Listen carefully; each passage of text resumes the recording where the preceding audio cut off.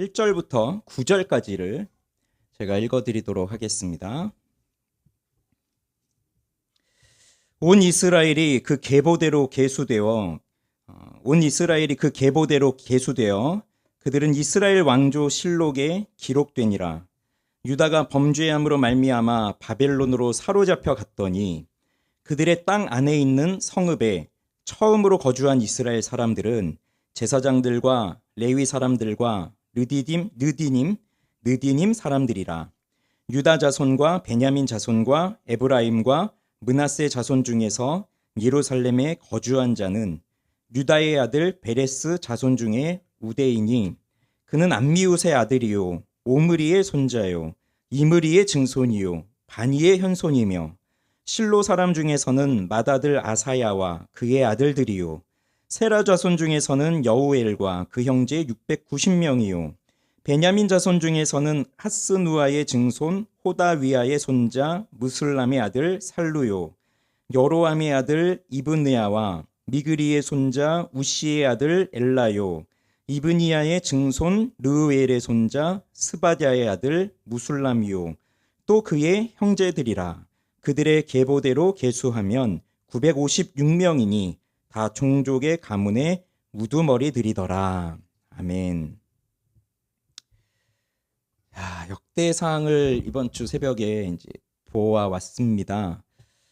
이 역대기서는요, 역대상하, 원래 이제 하나였는데요. 하나로 쓴 겁니다. 원래 역대상하를. 이 역대기서는요, 처음부터 1장부터 읽어 나갈 때 일년 우리의 인내심을 한계하는 말부터 이제 꼬이네요. 인내심을 한계하는 그게 아닌데 뭐 이상한 거 못 느끼셨어요? 인내심의 한계를 시험하는 이 말이죠. 인내심의 한계를 시험하는 것처럼 느껴집니다. 지금도 제가 1절부터 9절 짧은 절을 읽었는데 그래도 제가 평소에 성경 봉독할 때 버벅대거나 좀 틀리거나 그런 거 별로 없잖아요. 근데 역대상 말씀을 근데 계속 버벅대고 발음이 안 나오고 해요. 우리가 알지도 못하는 그 수많은 사람들의 이름들이 나오고 있고요. 한국 사람들 이름이라면 모르는 사람이라도 그냥 한국 사람 이름이라면 그냥 술술술 읽히겠는데 정말 읽기도 어려워요. 발음하기도 어려워요. 그런 사람들의 이름이 줄줄 나오고 있습니다. 창세기를 읽으시거나 또는 신약에서 마태복음을 읽으실 때 족보가 종종 나오는데 거기 나오는 족보들은 그냥 짧게 한 장 정도 읽으면 다시 스토리로 내러티브로 다시 나오고 하는데 여기는 그렇지 않아요. 여기는 1장부터 9장까지 계속 이어져 왔어요. 그리고 어떤 명단은 뭐 예를 들어 베냐민 지파 같은 명단은 또 반복이 돼요. 얘기했는데 또 하고 있어요. 똑같은 족보를. 그래서 레위기, 여러분 성경 읽을 때, 성경 통독할 때 창세기, 출애굽기, 민수기, 레위기까지 오면 그 레위기의 별명이 있다 그랬죠. 레위기는 내위기다. 내위기. 레위기를 읽다가 성경 통독을 포기해야 되겠구나 하고 내위기가 찾아와서 레위기가 내위기가 되는데 이 역대기의 별명도 있어요. 이 역대기의 별명은 성경의 수면제다. 그런 별명이 있습니다. 이게 제가 지어낸 게 아니라 오래전부터 그렇게 불려왔던 성경이에요. 그만큼 1장부터 그리고 뭐 9장에서 끝나는 게 아니라 뒤에 가면 또 나와요. 또 이런 족보들이 계속 나와요. 사람들 이름이 계속 나와요. 그러다 보니까 이 역대기를 잘 읽지 않고요. 그리고 설교도 잘 되어지질 않습니다. 이 역대기 본문은. 그 이유 중에 하나가 뭐가 있냐면 여러분 역대기를 뭐 앞장은 그냥 이렇게 그렇다 치고 뒤에 가면 이제 10장부터는 또 스토리가 나온단 말이에요. 그럼 또 읽어 나가는데 어디서 다 많이 본 이야기예요. 어디서 들어본 얘기예요. 그래서 보면은 이게 사무엘 상하에 있는 이야기 그리고 열왕기 상하에 있는 이야기 거의 역대기의 50%는 사무엘 상하, 열왕기 상하의 본문과 동일한 스토리가 나오고 있습니다. 그러다 보니까 그냥 이 역대기서를 읽다 보면은 사무엘 상하의 재탕이구나, 열왕기 상하의 재탕이구나 이렇게 생각을 하면서 열왕기 상하까지 읽었으니까 이스라엘 역사까지 쭉 왔잖아요. 그 멸망 심판 받고 멸망되는 데까지 왔잖아요. 그러니 다시 여기 역대기서를 읽을 때는 그만큼 집중해서 읽지를 않아요. 그래서 사실 매일 성경 본문이 이렇게 되어 있으니까 이렇게 설교를 했죠. 새벽에도 그리고 오늘도 만약에 이 매일 성경 본문이 아니면 저도 이 역대기 1장부터 9장의 본문은 평생 설교를 안 할 것 같은 그런 본문입니다.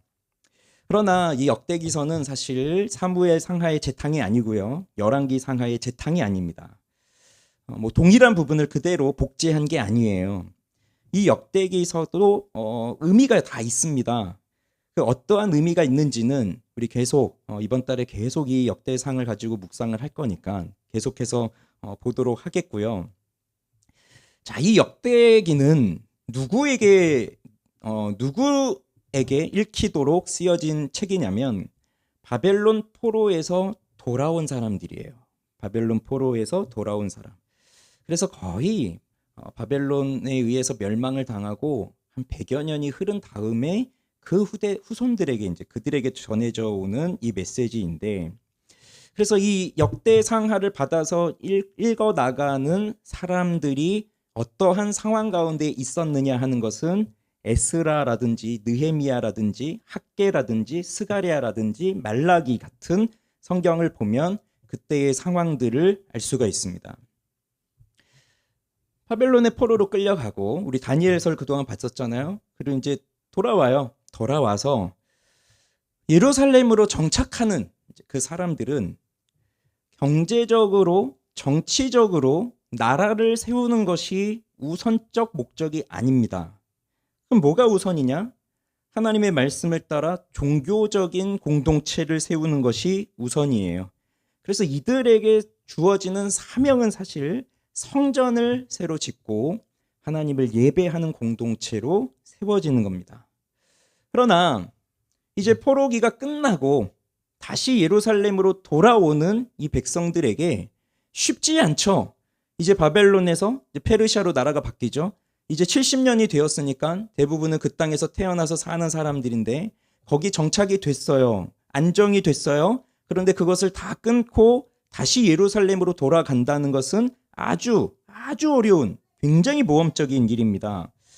그런데 그들이 예루살렘으로 간 거는 하나님이 주신 말씀에 대한 비전을 갖고 갔고 하나님이 세워주시겠다고, 다시 회복시켜 주시겠다고 하는 하나님의 그 약속을 믿으면서 나아갔는데, 그러면 가서 성전을 짓고 하는 일들이 차례대로 순차적으로 아주 순조롭게 진행이 되면 좋겠지만, 그래서 고레스가 칙령을 내려줬단 말이에요. 명령을 내려줬어요. 예루살렘으로 가서 성전을 지으라고.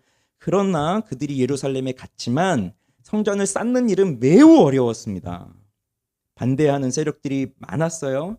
그러니 중간에 멈출 수밖에 없어요. 너무 힘드니까 중간에 멈춰져요.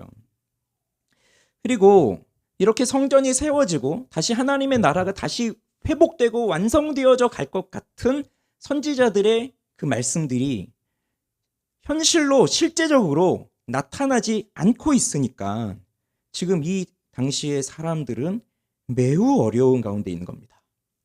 그러니 다윗에게 주신 약속이 있었단 말이에요. 다윗의 왕조가 끊어지지 않을 것이라고 하는 약속. 그런데 다시 돌아왔는데 다윗의 왕조가 세워지기는커녕 계속해서 경제적으로나 정치적으로나 어려운 상황이 이어지죠.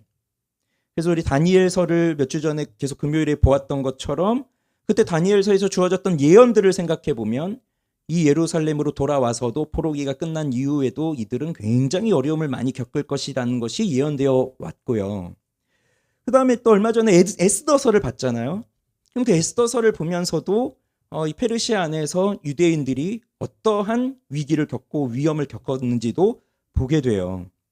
이런 상황에서 유대인들은 하나님을 향해서 불순종하게 되고 또 하나님의 사랑은 끝이 났구나 이런 생각을 하면서 말라기서를 보시면 주님 언제 그러셨습니까? 주께서 언제 우리와 함께 하셨습니까? 뭐 이런 식으로 주님 앞에 반항을 하면서 정작 자신들은 하나님 앞에 순종하지 않는 그런 모습을 보입니다. 그러한 사람들에게 이 역대기서가 쓰여져서 주어진 거예요. 그러면 이스라엘은 아무런 힘도 없어 보입니다. 정식적으로 나라가 세워지지도 않습니다. 그리고 세계의 역사는 이스라엘을 중심으로 이루어지는 게 아니라 바벨론, 페르시아, 헬라 제국, 로마 이런 식으로 강대국을 중심으로 해서 세계의 역사, 세상의 역사는 이루어지죠. 그러면 당연히 이스라엘 백성들의 입장에서는 우리가 하나님께 택함받은 백성이 맞는가? 하나님이 예전엔 우리를 택하셨는데 지금도 우리를 택하셨는가? 지금도 하나님은 우리에 대해서 관심을 갖고 계시는가? 지금 우리에게는 다윗의 자손이 왕이 아니라 페르시아 왕이 우리의 왕이 되고 있는데, 그러면 다윗에게 주어진 그 약속이 여전히 우리에게는 유효한 것인가? 이런 질문들이 계속 있는 거예요. 그래서 바벨론 포로 이전에 그 역사 속에서 있었던 사람들과 지금 우리하고는 무슨 관계가 있는가? 이런 질문을 떠올릴 수밖에 없는 그런 상황 가운데 있습니다. 그런 상황에 놓여져 있는 사람들에게 주어진 책이 바로 이 책이고요. 이 책의 시작이 족보로부터 시작을 하고 있어요. 그러면 이 족보의 특징을 좀 말씀을 드릴게요. 이 역대기의 저자가 이야기를 족보로부터 시작하는 것은 그 포로기 이후에 돌아온 그 백성들을 향해서 너희들이 알아야 할 것이 있다. 그것을 말해주기 위함인데, 이들이 알아야 할 것이 무엇일까요? 하나님께서 세상을 창조하신 것으로부터 이제 올라갑니다. 시작이. 그러니 하나님이 창조하신 것으로부터 시작을 해서 이 모든 세계의 역사는 하나님이 이루어 오셨다. 그러니 그 과거의 역사도 지금 너희들과 끊어져 있는 것이 아니라 지금 너희들에게 이어져 오고 있는 하나님의 역사다라고 하는 것을 알려주기 위해서 족보를 처음부터 쓰고 있어요. 그런데 이 족보에는 좀 특징이 있어요. 역대기서에 나오는 족보가 특징이 있는데 두 가지가 있는데, 하나는 수직적인 족보라는 거예요. 자, 수직적인 족보라는 건 뭘까요? 예를 들면 어떤 것이 수직적인 족보일까요? 마태복음 1장에 보면 아브라함의 계보라고 하면서 쭉 나옵니다. 그러면서 아브라함부터 시작해서 누구까지 나오죠? 예수까지 나와요. 그러면서 이렇게 쭉 누가 누구를 낳고 누가 누구를 낳고 이런 식으로 쭉 나오고요. 누가복음 3장에 가면 이제 또 다른 족보가 나오는데, 거기는 반대로 예수로부터 시작해서 위로 올라가는데 어디까지 가냐면 아담까지 가요. 그래서 마태복음은 아브라함부터 시작해서 예수로 끝나는 족보를 통해서 이 예수가 아브라함의 자손이다, 다윗의 자손이다라는 것을 강조해주고 있고, 누가복음 3장에 나오는 족보는 예수로부터 시작해서 아브라함에서 끝나는 게 아니라 아담까지 감으로써, 이 누가복음은 이방인들이 읽는 또 성경이었단 말이에요. 그래서 마태복음 유대인들에게 읽혀지도록 쓰여진 책이고, 그러니 이 누가복음은 이방인들도 그것을 보면서 자신들은 아브라함의 자손 아니잖아요. 아브라함하고 상관이 없잖아요. 그런데 아담까지 거슬러 올라가니까 모든 사람들의 시작이 되는 아담으로부터 오신 분이 또 예수 그리스도구나라는 것을 알려주는 겁니다. 그게 수직적인 족보예요. 쭉쭉쭉 내려오는 거죠. 그런데 이 역대기상에 나오는 이 족보는 그런 수직적 족보도 있지만 또 어떤 족보도 있냐면요, 수평적 족보도 있습니다. 수평적인 족보. 예를 들면 역대상 2장 1절에 보면 이스라엘의 자손들은 이러하다, 이스라엘의 아들들은 이러하다. 그 야곱을 이스라엘이라고 하면서 말하고 있어요. 그래서 이스라엘 아들들, 야곱의 아들들이 르우벤부터 시작해서 쭉 그 아들들의 이름이 쭉 나오고 있죠. 자, 그것은 누가 누굴 낳고가 아니라 그 아들들이 이러하다라고 하면서 그 형제들이 쭉 나오는데, 그게 바로 수평적 족보가 나오는 거예요. 왜 이렇게 또 수평적인 것을 쓰고 있을까요? 거기 이 족보에 나오고 있는 이 이름들은 다 관계를 갖고 있다는 겁니다. 그래서 이 역대기에 나오는 족보는요, 수직적, 수평적 족보가 혼합되어 있는 형태의 족보입니다. 그래서 여기 나오는 사람들, 여기 이름이 적혀 있는 사람들은 서로 관계가 없는 사람들이 아니라는 겁니다. 그냥 누군지도 모르는 이름들이 단순하게 그냥 기록만 되어 있는, 열거만 되어 있는 것이 아니라는 겁니다.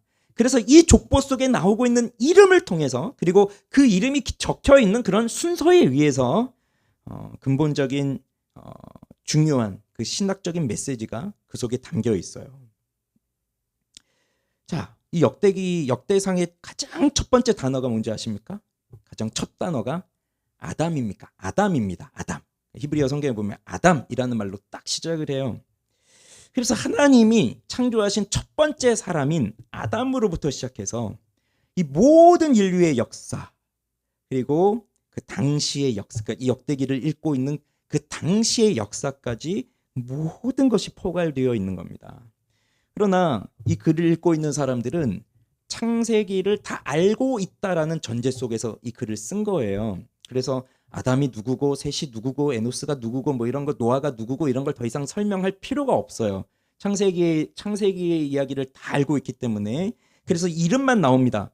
이름만 보더라도 무슨 일이 있었는지를 압니다. 여러분도 마찬가지일 거예요. 창세기를 잘 읽으셔서 창세기의 내용을 거의 알고 계신 분들이라고 한다면 그 이름만 보아도 무엇이구나 하는 것을 아실 수 있을 거예요.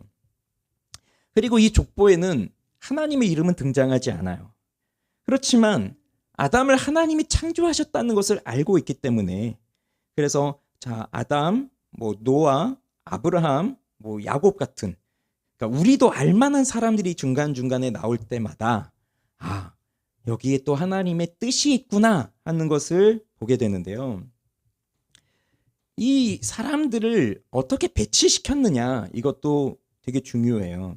그래서 노아의 아들들이 있습니다. 노아의 홍수가 있고 노아의 가족들이 구원을 받았는데 노아의 아들이 세 명이 있었는데 그 중에 야벳과 함이 먼저 나오고 그 다음에 셈이 마지막에 나와요.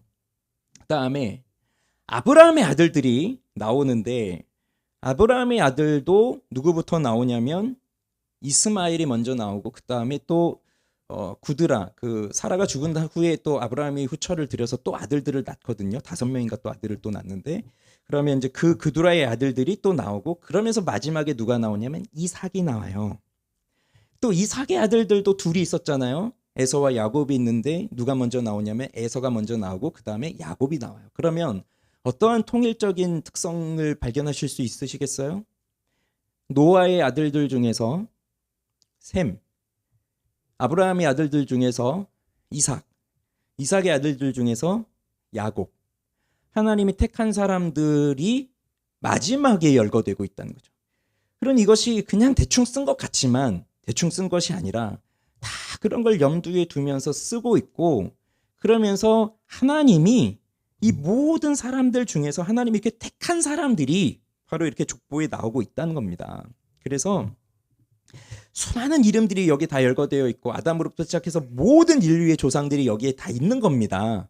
그래서 그 다양한 이름들을 다 하나로 엮어서 하나님이 하나의 천을 만드신다고 한다면 그 천을 만드실 때에 숨겨져 있는 그 하나하나의 실은 뭐냐면 바로 하나님이 택한 사람들, 하나님이 택한 사람들이에요.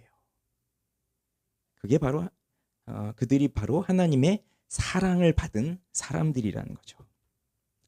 그래서 하나님의 관심은 모든 사람들에게 있다는 겁니다. 모든 민족에게, 모든 열방에게, 아담으로부터 시작하는 모든 민족들에게. 그래서 모든 민족, 모든 열방은 하나님이 가지고 계시는 뜻과 하나님의 계획 밖에 있는 것이 아니라 하나님의 계획과 목적 안에 있는 사람들이에요. 그런데 그 중에서도 하나님이 택한 민족, 이스라엘 민족이 그 중에서도 중심을 이루고 있다는 거죠. 그래서 지금 비록 나라가 멸망했고 아직도 바벨론에 이어 페르시아의 지배를 받고 있고 뒤이어는 헬라 제국과 로마 제국의 지배를 받는다 하더라도 하나님의 뜻이 이루어져가는, 하나님의 그 뜻이 이루어져가는 이 역사에서의 중심은 그 세계의 열강들을 통해서 이루어져 간다는 것이 아니라 하나님이 택한 백성들을 중심으로 해서 역사가 이루어져 간다. 그것을 말하고 있는 것이고, 그러면서 그 절정이 어디서 나타나냐면 예수 그리스도의 탄생에서 그 절정이 이루어지는 거죠. 그래서 역대상 2장부터 5장에 나오는 족보는요, 하나님이 이스라엘을 중심으로, 하나님의 역사의 중심에 이스라엘이 있다, 그런 것을 말하고 있는 것이고, 또 8장까지의 족보는 족장으로부터, 우리 창세기에 나오는 인물들 족장이라고 하는데 족장으로부터 왕조에 이르기까지 이름들이 다 이렇게 나오고 있고, 그 다음에 이제 오늘 9장을 읽었는데 9장에서는 이제 포로에서 돌아온 사람들의 이름이 적혀 있는 거예요. 그러면 포로에서 돌아온 자들은 이스라엘이라고 하는 역사가 끊어진 것 같지만 끊어진 것이 아니라 다윗과 솔로몬이 누렸던 그 영광, 그리고 더 앞으로 나아가서는 모든 족장들, 그리고 아브라함, 그리고 저 아담까지 쭉 연결이 되고 있다는 것을 말해주고 있는 겁니다. 그리고 이 포로를 마치고 돌아온 공동체는 대부분이 유다 지파였어요. 베냐민 지파였고, 왜냐하면 북왕국과 남왕국으로 솔로몬 이후에 분열되었을 때 북왕국 이스라엘은 에브라임을 중심으로 해서 10개의 지파가 갔고요. 이쪽 남왕국 유다에는 유다와 베냐민 지파가 이제 2개의 지파가 이제 있고요. 또 뭐 시므온이 땅 분배 지도를 보면요, 시므온이 유다 지파가 가지고 있는 땅의 가운데 이렇게 시므온이 있거든요. 그런 걸 보면 또 시므온도 남왕국에 속했을 수도 있다라고 보지만 일반적으로는 10개의 지파는 북이스라엘에, 또 유다와 베냐민 2개의 지파는 유다에 이렇게 있다고 보고요. 그래서 대부분이 이제 포로에서 돌아온 대부분은 유다, 베냐민이고, 또 중요한 지파가 이제 레위 지파입니다. 레위 지파는 땅을 받지 않았잖아요. 그래서 이스라엘의 12 요셉의 아들이 되는 에브라임과 므낫세를 포함해서 이제 12 레위를 빼고 그렇게 12개의 지파의 땅에 48개의 구역으로 흩어져서 각각의 땅에서 이제 레위 지파들은 살았기 때문에 결국 마지막에 이 유다 지파에 속해 있었던 레위인들이 또 있는 거죠. 그렇게 이제 중심이 되어 있는 거예요. 그러면 이 앞에서 길게 쓰고 있었던 이 족보를 통해서 말하고 싶었던 것이 오늘 읽은 이 9장 1절입니다. 자, 1절 같이 한번 읽어보죠. 온 이스라엘이 그 계보대로 계수되어 그들은 이스라엘 왕조 실록에 기록되니라. 유다가 범죄함으로 말미암아 바벨론으로 사로잡혀 갔더니.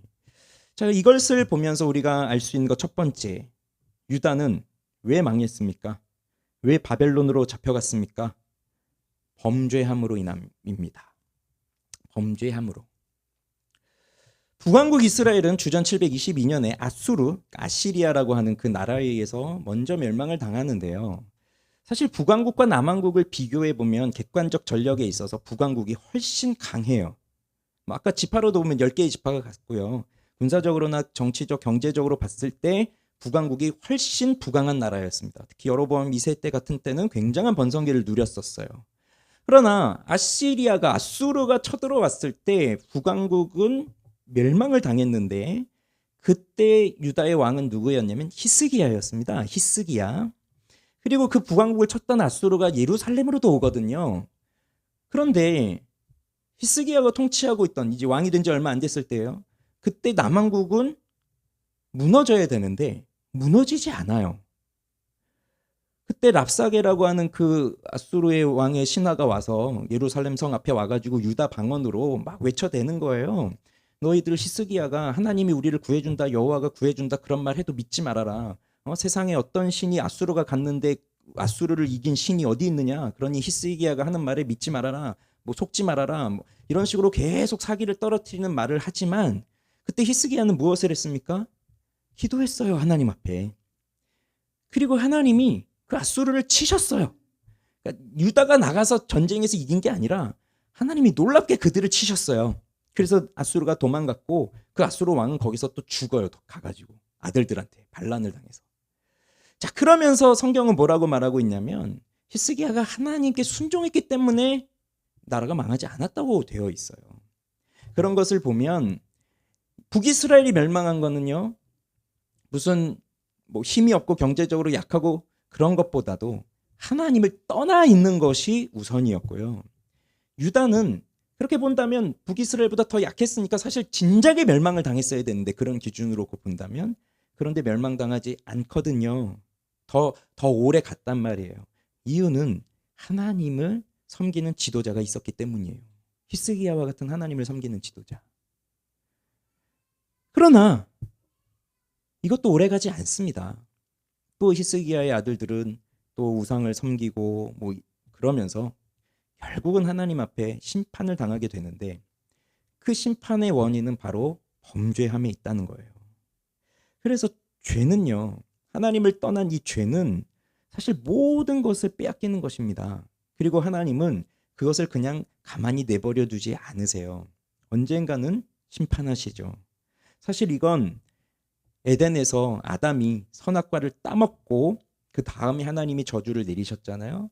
자, 그때 사람들은 그걸 깨닫고 하나님 앞에 돌아왔어야 하지만 그러나 사람들이 하나님 앞에 돌아오지 않았고 여기까지 온 거였어요. 그래서 하나님께 범죄하는 것은 반드시 대가를 치르게 돼 있습니다. 하나님께서 공의로우신 하나님께서 반드시 진노하십니다. 심판하십니다. 그래서 유다도 하나님이 택하셨지만 하나님이 택한 백성 그 유다도 이렇게 심판을 받아요. 자, 그걸 9장 1절에서 보여주고 있고, 자, 그다음 두 번째로 우리가 알 수 있는 것은 그렇지만 이것이 이스라엘의 역사의 끝이 아니다라는 겁니다. 끝이 아니고 새로운 시작이라는 거예요. 그래서 이스라엘이 그 계보대로 계수되어서 이스라엘 왕조실록에 기록되었다고 하면서 그러면서 뒤이어 돌아온 사람들의 이름이 적힙니다. 그러니 8장까지는 앞에 있었던 사람들의 이야기였고 죽은 사람들의 이야기였다면 이제 9장은 예루살렘으로 돌아온 사람들의 이름이 기록되어 있어요. 포로에서 돌아온 사람들. 그럼 포로에서 돌아왔다는 것은 하나님의 구원을 상징하는 일이죠. 멸망당해서 포로로 끌려간 건 하나님의 심판이었다고 한다면 이제 다시 돌아오는 건 하나님의 구원이에요. 그런데 포로에서 귀환한 사람들, 돌아온 사람들이 누구라고 2절에서 말하고 있냐면 그들의 땅 안에 있는 성읍에 처음으로 거주한 이스라엘 사람들은 제사장들과 레위 사람들과 느디님 사람들이라 이렇게 말하고 있습니다. 자, 여기도 이제 해석에 좀 차이는 있습니다. 번역의 차이가 좀 있긴 합니다. 우리 성경에 보면 그 이스라엘 사람들은 제사장들, 레위 사람들, 느디님 사람들이다. 뭐 이렇게 되어 있고요. 또 어떤 번역본들을 보면요. 뭐 영어 ESV나 이런 영어 번역본들을 보면 이스라엘 사람들 쉼표하고 제사장들 쉼표하고 레위 사람들 쉼표하고 느디님 사람들 이렇게 쉼표하고 하면서 이스라엘 사람들 그리고 이렇게 딱 구분을 하고 있어요. 근데 우리 성경에 보면 이스라엘 사람 중에서 제사장, 레위인, 느디님 사람 이렇게 되어 있는데 번역상에 좀 차이는 있긴 합니다. 그렇지만 여기서 이제 강조하고자 하는 게 뭘로 보이십니까? 이 처음으로 거주한 사람들 지금 누구를 강조해서 말하고 있는 걸로 보이세요? 제사장들이잖아요. 레위 사람들이잖아요. 느디님 사람들이잖아요. 이들을 강조하면서 이들을 앞에 쓰고 있어요. 그 다음에 유다, 베냐민 이렇게 나오고 있습니다. 그럼 이것이 무엇을 뜻하는 것일까요? 제사장들은 무엇을 하는 사람들입니까? 레위 사람들은 무엇을 하던 사람들이었습니까? 느디님 사람은 무엇입니까? 사실 느디님이 정확히 어떤 사람들인지는 모르겠습니다. 그런데 아마 이 사람들은 이스라엘 민족은 아니었던 것 같아요. 가나안 거민들이었던 것 같은데 이들이 뭐 유다의 항복, 이스라엘의 항복하고 그 이스라엘 안에서 이제 성전을 좀 돕는 뭐 이런 노동하는 사람들로 있었던 사람들 같아요.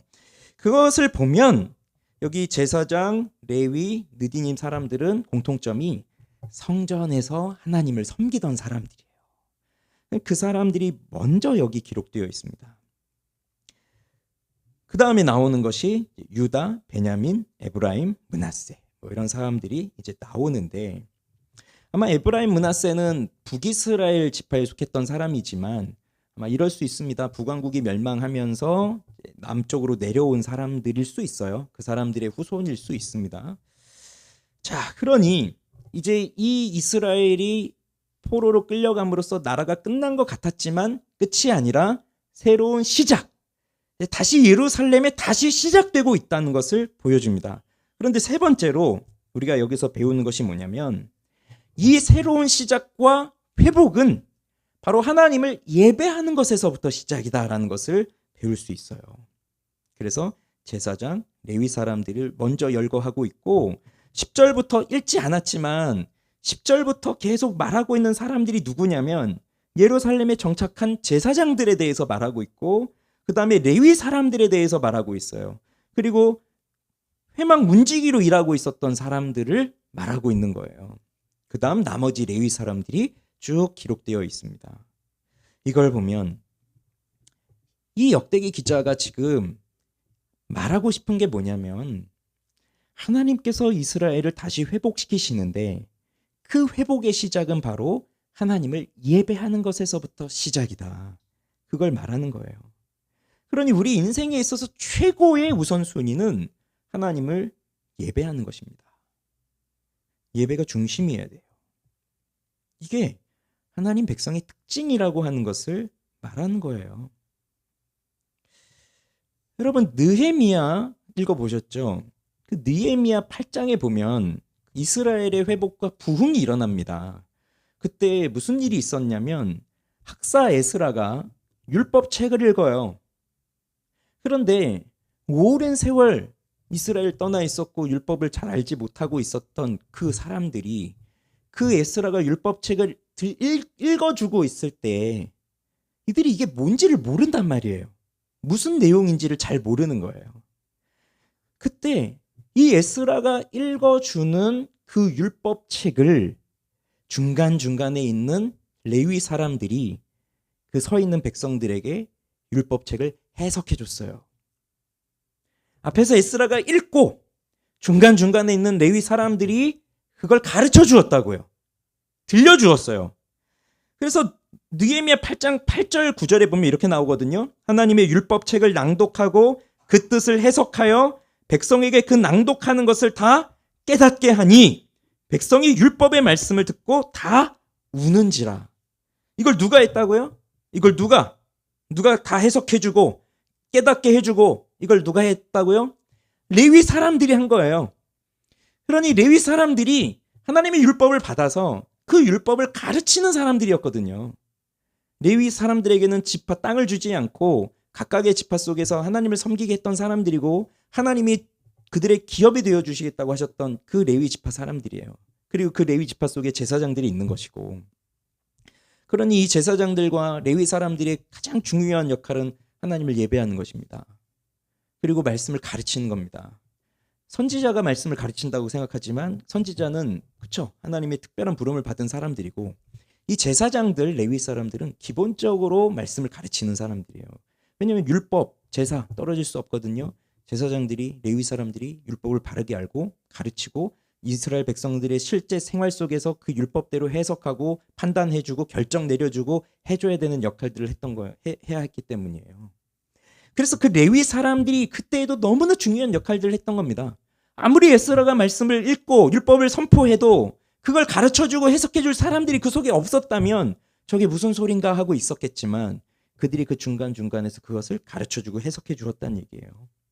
그러니 이 예루살렘에 정착하는 사람들 중에서 중요한 사람들이 바로 이 제사장들이었다는 것이고 레위 사람들이었다는 것이고, 이것을 통해서 우리에게 가르쳐 주는 것은 예배의 회복, 그게 먼저다. 그걸 가르쳐 주는 겁니다. 그래서 성전을 짓고 하는 것도 무엇 때문이에요? 예배를 드리도록, 예배가 회복되도록. 그런데 성전 짓는 걸 멈추니 학개 선지자는 뭐라고 말합니까? 너희들은 너희의 행위를 돌아보아라. 너희 소위를 봐라. 너희는 지붕 있는 집에서 살면서 어찌 여호와의 집은 지붕도 없이 저렇게 내버려 두었느냐. 그렇게 책망하면서 빨리 성전을 지어라 라고 말하잖아요. 그러니 그것이 가장 우선이고 하나님을 예배하는 것이 가장 우선적인 삶이어야 하는데, 그런데 그 일이 너무 어렵고 목숨의 위협이 다가오고 있고 먹고 사는 문제가 생겨버리니까 하나님을 예배하는 일을 멈춰버리고 자기 집이나 짓고 있고 자기나 편하게 살려고 살고 있었던 것이 또 이 당시 사람들이었어요. 그래서 학개 선지자를 통해서 또 스가랴 선지자를 통해서 그들을 책망하시고 성전을 짓게 하시는 거죠.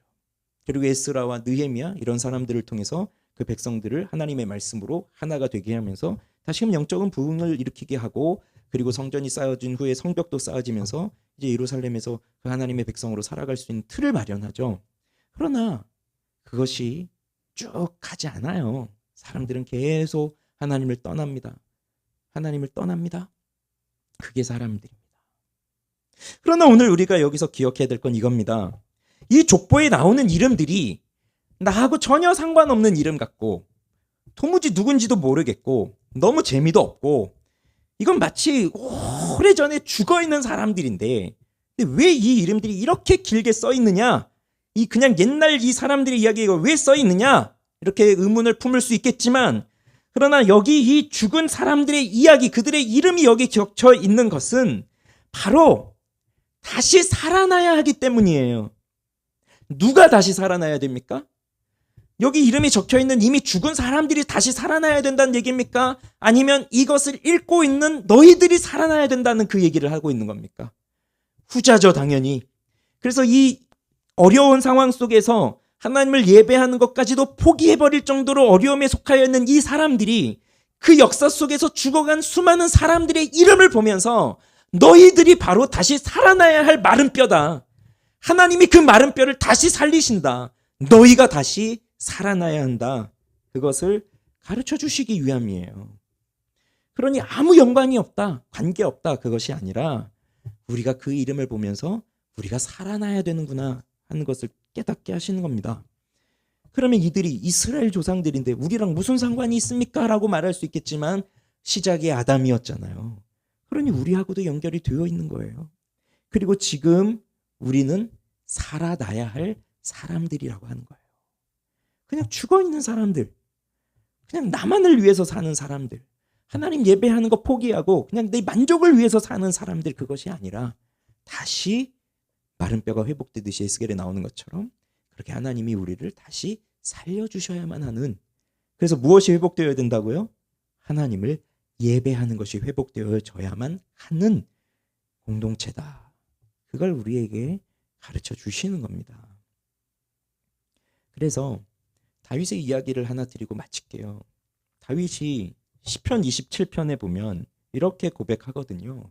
내가 여호와께 바라는 한 가지 일, 그것을 구하리니 곧 내가 내 평생에 여호와의 집에 살면서 여호와의 아름다움을 바라보며 그의 성전에서 사모하는 것이라.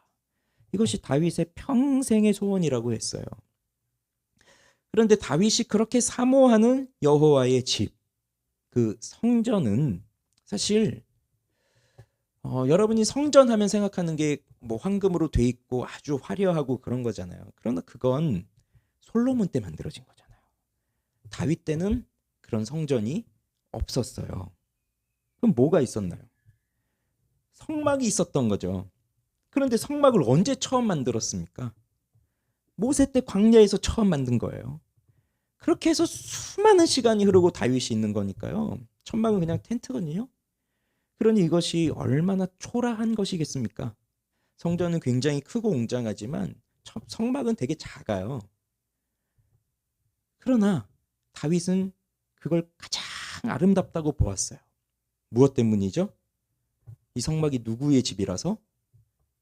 여호와의 집이어서. 여호와의 집이라는 건 뭐죠? 뭘 의미하는 겁니까? 여호와의 집이라는 것이. 여러분, 우리 집 하면 여긴 내 집이야 라고 하면 뭘 의미하는 거예요? 내 집은 내가 살고 있는 집이잖아요. 내가 주인인 집이잖아요. 그럼 여호와의 집은 뭘 의미하고 있는 거겠어요? 여호와가 계시는 곳이잖아요. 여호와의 집은 여호와가 계시는 곳이에요. 그러니 아무리 겉모습만 보면 그냥 초라한 천막으로 되어 있는 성막이라 할지라도 거기 누가 계시다고요? 여호와가 계시다고요. 하나님이 계시다고요. 그러면 그곳은 가장 아름다운 곳이에요. 왜? 하나님이 가장 아름다우시니까. 그래서 이스라엘 백성들이 하나님이 주신 율법을 잘 지키면, 그러면 그 너희들에게 약속한 그 땅에 들어가서 그 율법을 잘 지키면 다양한 복들을 주신다고 하셨는데, 그 중에서도 가장 최고의 복은 내가 너희들을 내 마음에서 싫어하지 아니할 것이며 내가 너희 가운데에 있을 것이다 라고 하시는 것이었어요. 그래서 이스라엘 중심에 무엇이 있었나요? 성막이 있었던 거예요.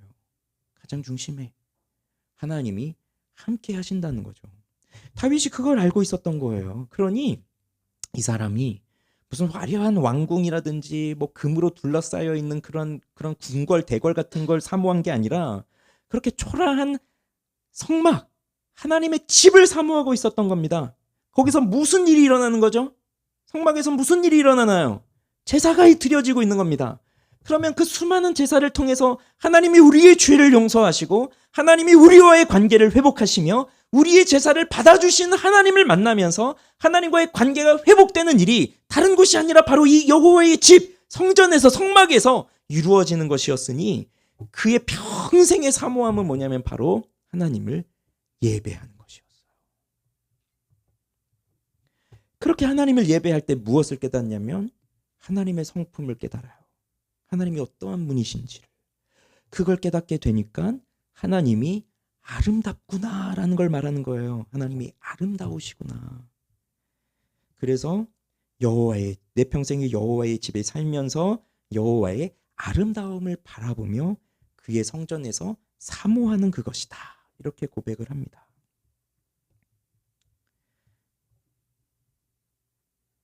이것이 다윗의 소망이었어요. 즉 포로기를 마치고 예루살렘으로 다시 돌아온 하나님의 백성들의 소망이어야 했던 거였어요. 하나님을 예배하는 것. 그 예배 속에서 하나님을 만나고 하나님의 성품을 깨닫고 하나님의 아름다움을 발견하는 것. 그럼 우리를 봅시다. 자, 우리는 어떻습니까? 하나님이 우리를 불러주셨어요. 그리고 우리를 이렇게 다 회복시키세요. 그럼 그 회복의 목적은 무엇입니까? 하나님을 예배하는 거예요. 우리가 정말 하나님을 예배하고 있습니까? 정말 우리가 하나님을 예배를 통해서 만나고 있나요? 하나님이 어떠한 분인지를 깨닫고 있습니까? 하나님의 성품을 발견하고 있습니까? 하나님이 정말 나에게 무슨 일을 하고 계시는지를 알고 계십니까? 그것을 아는 것이어야 돼요. 그리고 그것을 보여줄 수 있어야 돼요. 교회는, 이 공동체는 또 나 혼자만 예배드리고 있는 것이 아니라 내가 그렇게 하나님을 예배함을 통하여서 하나님이 살아계시고 하나님의 그 아름다우심을 수많은 사람들에게 보여주어야 하는 겁니다. 이스라엘이 회복되어야 했던 이유는 바로 그것입니다. 거대한 왕국을 세우고 누구나 부러워할 만한 강대국을 세워서 그 누구도 공격해오지 못하는 그런 돈이 많고 군사력이 강한, 정치력이 강한 그런 나라를 세우는 것이 아니라 하나님의 성전을 다시 회복함으로써 모든 민족과 열방들이 그 살아계신 하나님을 예배하도록 그렇게 회복하는, 그게 목적이었듯이 우리도 그렇게 살아가야 된다는 얘기예요. 그걸 위해서 우리를 부르신 겁니다. 그럼 오늘 우리에게 주어진 사명이 무엇인지를 생각해 보십시오. 하나님을 예배하는 것이고 나를 통해서 또 다른 사람들이 하나님을 예배하도록 하는 것입니다. 우리 옆에 분들을 좀 보실까요? 우리 하나님을 예배하는 사람이 되세요라고 좀 이렇게 따스한 눈길로 좀 쳐다보세요. 특히 이렇게 가족끼리 앉아 계시면 더 하나님을 예배하는 사람이 되어야 됩니다. 우리 하나님 예배하는 공동체가 되어야 됩니다. 우리 교회도 뭐 작지만 그렇지만 이 속에서 하나님이 함께 하시면 너무나 좋지 않습니까? 뭐 교회가 커지고 그래서 뭐 어디 땅을 구해서 교회를 거기다 새로 짓고 뭐 커다란 교회를 짓고 그런 게 중요한 거 아니에요. 그런 거 하나도 중요하지 않아요. 교회는 뭐 건물이 중요한 게 아니니까요. 건물이 교회가 아니니까요. 여기에 하나님의 영광이 충만하고 하나님의 임재하심이 충만하여서 여기 들어와 있는 사람들이 예배하면서 야, 하나님이 이렇게 아름다운 분이시구나 하는 것을 깨닫고 그 하나님을 찬양하고 말씀을 듣고 그리고 돌아가선 또 그대로 살고 이게 가장 중심적인 일이고 중요한 일이고 본질적인 일이니까 우리 교회가 그렇게 되기를 소망하고 여러분 한 사람 한 사람 그렇게 되기를 소망하고 저와 여러분 모두가 또 그 이 다윗의 그 시편 27편의 고백처럼 정말 그러한 사모함을 갖고 우리가 평생을 살아갈 수 있으면 좋겠어요. 그게 우리에게 주어진 사명입니다. 그러니 주님이 주님 되심을 아십시오. 하나님이 하나님 되심을 아는 여러분이 되시기 바랍니다. 그리고 그 하나님을 높여드리는 우리가 되기를 바랍니다. 그래서 내 평생의 선하심과 인자하심이 반드시 나를 따르리니 내가 어디에서요? 아직 그 시편 23편을 거기까지 못 가가지고 몇 주만 기다리세요. 다음 주 정도면 될 것 같은데 어디에서요? 여호와의 집에서 영원히 거하리로다. 우리 찬양합시다.